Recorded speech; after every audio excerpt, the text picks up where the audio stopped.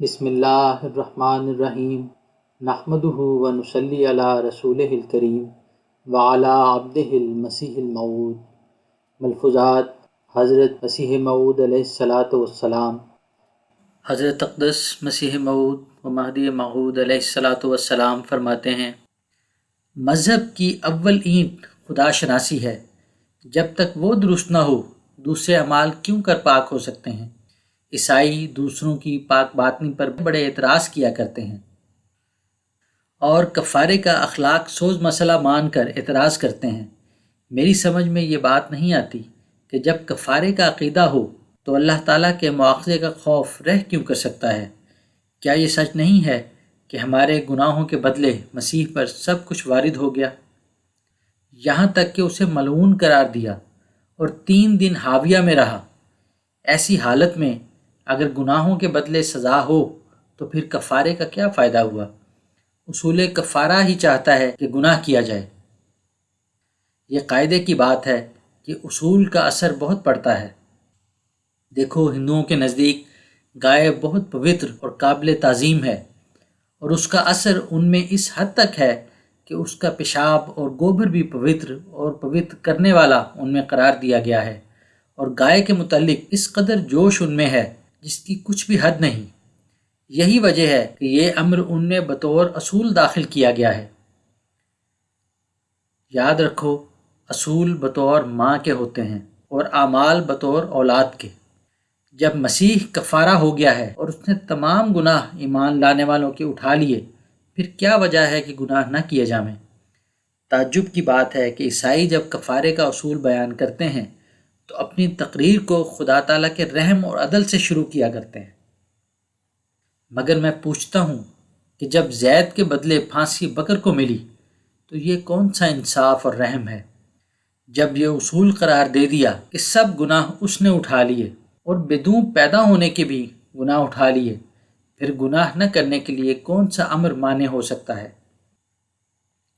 اگر یہ ہدایت ہوتی کہ اس وقت کے عیسائیوں کے لیے کفارہ ہوئے ہیں تو یہ اور بات تھی، مگر جب یہ مان لیا گیا کہ قیامت تک پیدا ہونے والوں کے گناہوں کی گٹھڑی یسوع اٹھا کر لے گیا اور اس نے سزا بھی اٹھا لی، پھر گناہ گار کو پکڑنا کس قدر ظلم ہے؟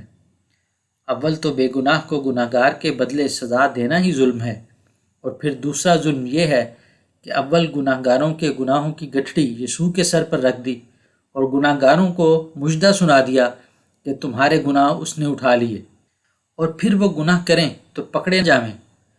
یہ عجیب دھوکہ ہے جس کا جواب عیسائی کبھی کچھ نہیں دے سکیں گے۔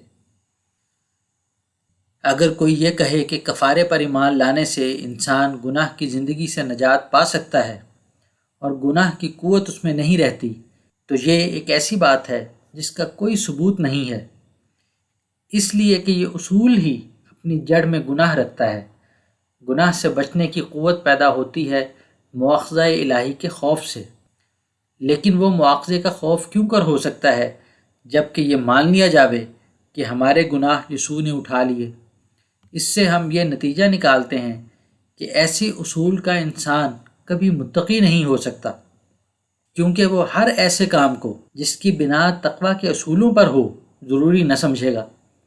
یہ خوب یاد رکھو کہ پاک باطنی ہمیشہ اصولوں ہی سے شروع ہوتی ہے، ورنہ خوب سے نفس نہ گرد و بسالہا معلوم۔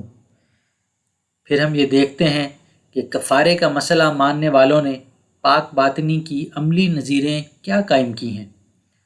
یورپ کی بدعمالیاں سب کو معلوم ہیں۔ شراب جو ام الجرائم اور ام الخبائث ہے، اس کی یورپ میں اس قدر کثرت ہے کہ اس کی نظیر کسی دوسرے ملک میں نہیں ملتی۔ میں نے کسی اخبار میں پڑھا تھا کہ اگر لندن کی شراب کی دکانوں کو ایک لائن میں رکھا جائے تو 75 میل تک چلی جائیں، جس حالت میں ان کو یہ تعلیم دی گئی ہے کہ ہر ایک گناہ کی معافی کا سرٹیفکیٹ دیا گیا ہے، اور جس قدر گناہ کوئی کرے وہ معاف ہیں۔ اب سوچ کر عیسائی ہم کو جواب دیں کہ اس کا اثر کیا پڑے گا۔ اگر نعوذ باللہ ہمارا یہ اصول ہوتا تو ہم پر اس کا کتنا برا اثر پڑتا۔ نفس امارہ تو سہارا ہی تلاش کرتا ہے، جیسے شیعوں نے امام حسین رضی اللہ عنہ کا سہارا لے لیا اور تقیہ کی آڑ میں جو کچھ کہہ لیں سو تھوڑا ہے۔ میں اسی تقیہ اور امام حسین رضی اللہ عنہ کے فدیے کی اصول کی بنا پر دلیری سے کہتا ہوں کہ شیعوں میں متقی کم نکلیں گے۔ خلیفہ محمد حسن صاحب نے لکھا ہے کہ فدیناہ بذبح عظیم سے جو قرآن میں آیا ہے، امام حسین رضی اللہ عنہ کا شہید ہونا نکلتا ہے، اور اس نقطے پر بہت خوش ہوئے ہیں کہ گویا قرآن شریف کے مغز کو پہنچ گئے ہیں۔ ان کی اس نکتہ دانی پر مجھے ایک پوستی کی حکایت یاد آئی۔ وہ یہ ہے کہ ایک پوستی کے پاس ایک لوٹا تھا اور اس میں سوراخ تھا۔ جب رفع حاجت کو جاتا، اس سے پیشتر کہ وہ فارغ ہو کر طہارت کرے، سارا پانی لوٹے سے نکل جاتا تھا۔ آخر کئی دن سوچ اور فکر کے بعد اس نے یہ تجویز نکالی کہ پہلے طہارت ہی کر لیا کرے، اور اپنی اس تجویز پر بہت ہی خوش ہوا۔ اسی قسم کا نکتہ اور نسخہ ان کو ملا ہے جو فدیناہ بذبح عظیم سے امام حسین کی شہادت نکالتے ہیں۔ شیعہ لوگوں کی مسجدیں تک تو صاف نہیں رہ سکتی ہیں۔ ہم ایک شیعہ استاد سے پڑھا کرتے تھے اور وہاں کتے پیشاب و پخانہ پھر جاتے تھے، اور مجھے یاد نہیں ہے کہ کسی نے کبھی وہاں نماز پڑھی ہو۔ شیعہ یہی کہتے ہیں کہ ہمارے لیے امام حسین اور اہل بیت شہید ہو چکے ہیں، ان کے غم میں رو لینا اور ماتم کر لینا بس یہی کافی ہے۔ جنت کے لیے اور کسی عمل کی بجز اس کے ضرورت نہیں۔ اور ایسا ہی عیسائی کہتے ہیں کہ مسیح کا خون ہمارے لیے منجی ہوا۔ اب ہم پوچھتے ہیں کہ اگر تمہارے گناہوں پر بھی باز پرس ہونی ہے اور تمہیں بھی ان کی سزا بھگتنی ہے تو پھر یہ نجات کیسی ہے؟ اس اصول کا اثر در حقیقت بہت برا پڑا۔ اگر یہ اصول نہ ہوتا تو یورپ کے ملکوں میں اس کثرت سے فسق و فجور نہ ہوتا اور اس طرح پر بدکاری کا سیلاب نہ آتا جیسے اب آیا ہوا ہے۔ لندن اور پیرس کے ہوٹلوں اور پارکوں میں جا کر دیکھو کیا ہو رہا ہے، اور ان لوگوں سے پوچھو جو وہاں سے آتے ہیں۔ آئے دن اخبارات میں ان بچوں کی فہرستیں جن کی ولادت ناجائز ولادت ہوتی ہے شائع ہوتی ہیں۔ ہم تو اصول ہی کو دیکھیں گے۔ ہمارے اصول میں تو یہ لکھا ہے فَمَن يَعْمَلْ مِثْقَالَ ذَرَّةٍ خَيْرًا يَرَهُ۔ اب اس کا اثر تم خود سوچ لو گے کیا پڑے گا۔ یہی کہ انسان اعمال کی ضرورت کو محسوس کرے گا اور نیک عمل کرنے کی سعی کرے گا، برخلاف اس کے جب یہ کہا جاوے گا کہ انسان اعمال سے نجات نہیں پا سکتا تو یہ اصول انسان کی ہمت اور سعی کو پست کر دے گا اور اس کو بالکل مایوس کر کے بے دست و پا بنا دے گا۔ اس سے یہ بھی معلوم ہوتا ہے کہ کفارے کا اصول انسانی قوا کی بھی بے حرمتی کرتا ہے، کیونکہ اللہ تعالیٰ نے انسانی قوا میں ایک ترقی کا مادہ رکھا ہے، لیکن کفارہ اس کو ترقی سے روکتا ہے۔ ابھی میں نے کہا ہے کہ کفارے کے اعتقاد رکھنے والوں کے حالات آزادی اور بے قیدی کو جو دیکھتے ہیں تو یہ اسی اصول کی وجہ سے ہے کہ کتے اور کتیوں کی طرح بدکاریاں ہوتی ہیں۔ لندن کے ہائیڈ پارک میں اعلانیہ بدکاریاں ہوتی ہیں اور حرامی بچے پیدا ہوتے ہیں۔